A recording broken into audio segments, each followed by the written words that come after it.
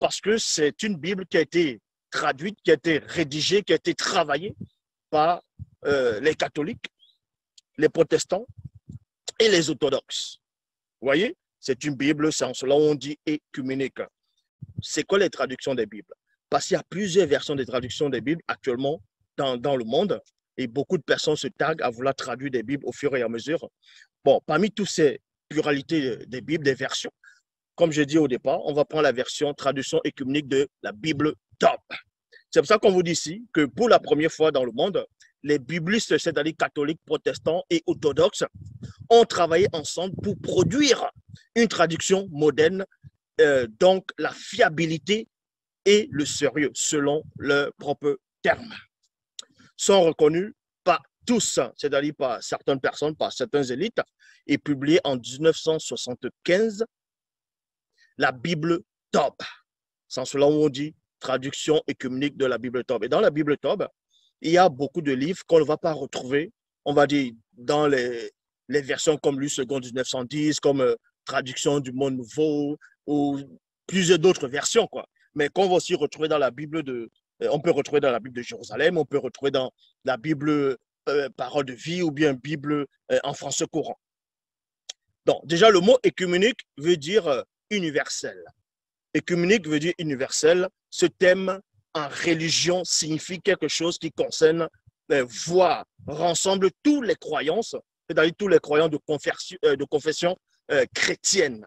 C'est pour ça que cette Bible-là, ce sont les catholiques, les protestants et les orthodoxes qui sont réunis en masse pour traduire cette Bible-là pendant des années.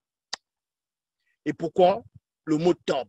D'où vient le mot Tob quand on dit traduction écuménique de la Bible Tob?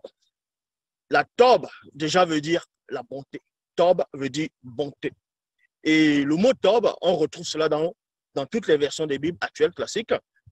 On va prendre l'exemple on va prendre le livre de Juges. Dans le livre de Juges, chapitre 11, verset 3. Il est dit ici, Jephthé s'enfuit loin de ses frères et s'établit dans le pays de Tob. Il y a point ici. Des vauriens. Dans d'autres versions, on dit des gens sans importance. Ici, c'est des vauriens s'associèrent à lui et ils faisaient avec lui des expéditions. Donc, des combats, des conquêtes, ainsi de suite. Mais ce qui est très important ici, concernant cette version, c'est-à-dire la Tob, pourquoi Tob? Vous allez comprendre que l'entité qui guide et qui intronise les initiés a quand même permis que ceux qui vont venir traduire les Bibles, en fonction des versions, en fonction des époques, en fonction des circonstances, eux-mêmes, ils ne puissent comprendre ce qui les arrive quand ils sont en train de traduire telle autre version. Parce qu'ils sont frappés de délire, de confusion. Donc, je répète ici, dans Juges chapitre 11, verset 3, on vous dit que Jephthé, parce que Jephthé a fui loin de ses frères, parce qu'on le méprisait.